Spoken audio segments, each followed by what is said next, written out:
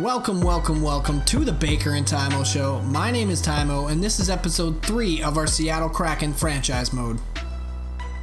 Welcome back to What's Kraken with Donald Kowski. Today we're talking about Seattle's play through their first 10 games of the regular season, in which they went 3-6-1. It was a far cry from their preseason 5-0-2 record, but there were certainly some positives to be seen.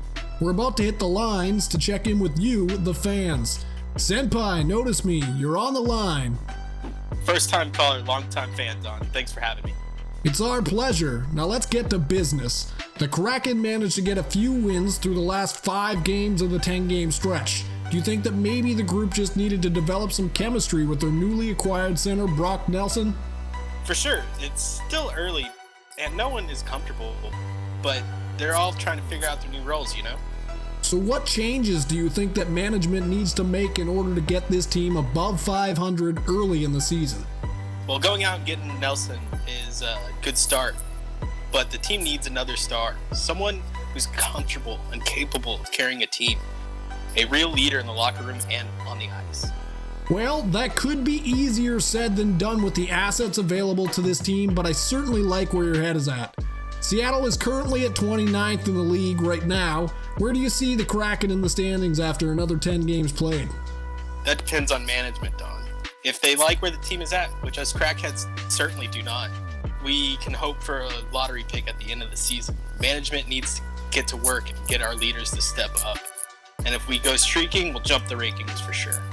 All right, thanks for chatting with us, Senpai. We're going to head back to the line, so feel free to give us a call or tweet us at NHL What's Kraken. All right, so as you just heard on our radio segment, we started the season, first 10 games, 3-6-1. Not a great record. Let's take a look here and just see some of the scores. It was in our last 5 games there that we started to pull things around a little bit. So as you can see here, we started off pretty rough. We did get 1 point in game 2, and then it just, the losses compounded a little bit. Got the big 4-1 win, the first win of the season in game 5 against Dallas. Then we proceeded to lose the next one, but then we get a win 3-2 against the Rangers, who actually were pretty decent so far.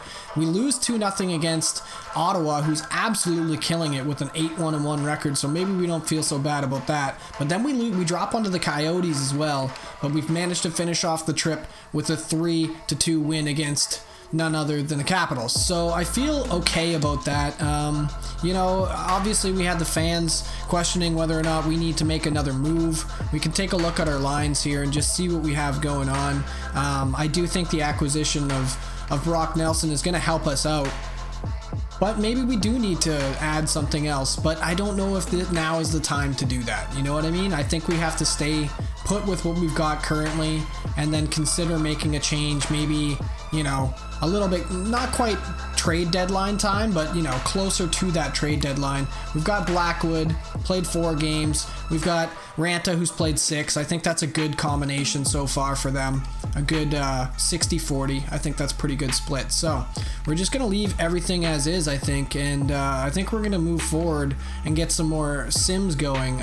This week I'm thinking about possibly adding some highlights to this. So I think we're going to do highlights of a single game some point in this calendar, probably the 20th game of the season here. So we're going to sim up another 10 games. So let's see.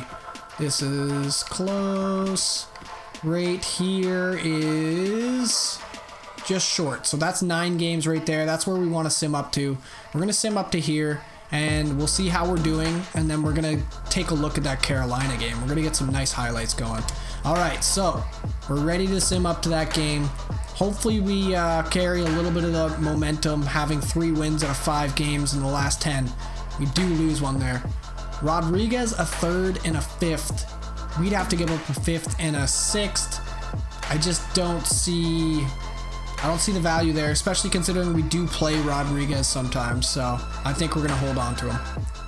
All right, so we do get a win. We get our 4th win of the season against the Sharks, a shootout win. We lose 4-0 though against Calgary, and then get another shootout win against none other than the Edmonton Oilers. Another shootout win. Wow, we are going non-stop to shootouts. There we go.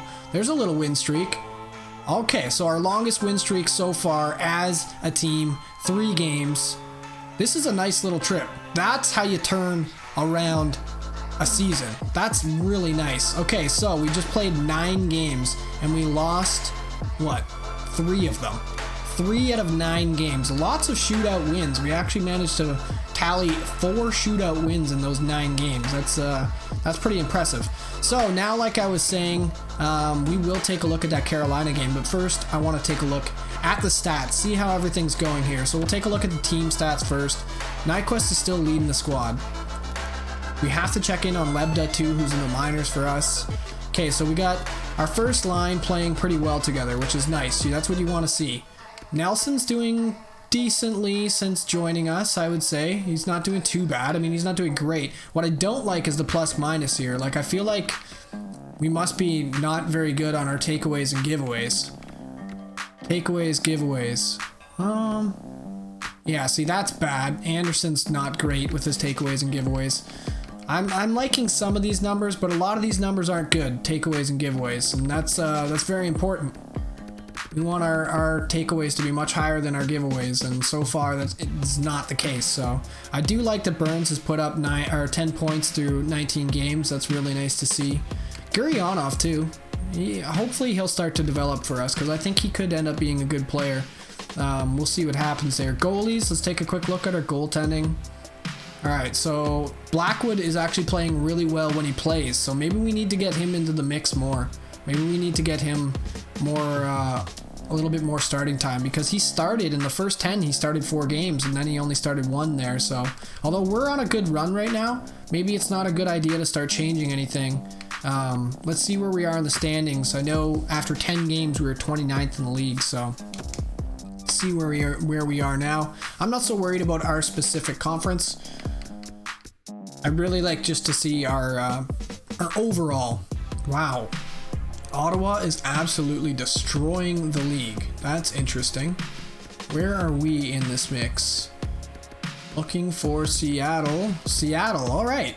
So we made some movement. We went up 6 spots in the rankings. That's pretty good. I'm happy with that.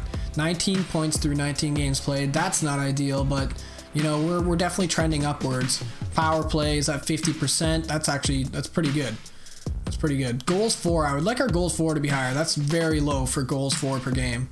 And our goals against per game is higher than it, so that's never a good look. Never a good look. We're a better home team so far than a road team, I would say.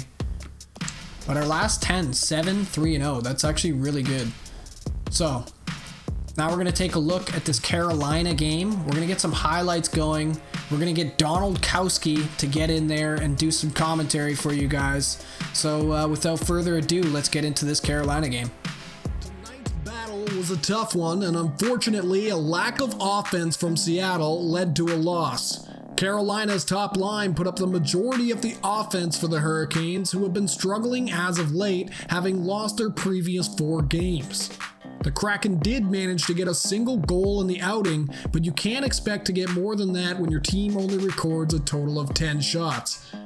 The fans who have been questioning whether or not this team should be acquiring a true star forward just may be onto something. However, Seattle has a tough road ahead if they do decide to chase a new forward, as they have little to no cap space at hand.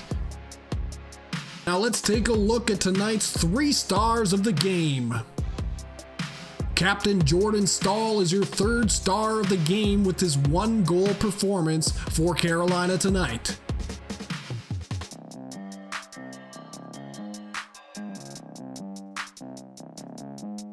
Nino Niederreiter takes home the 2nd star of the game honors with his 2-point effort for the Canes.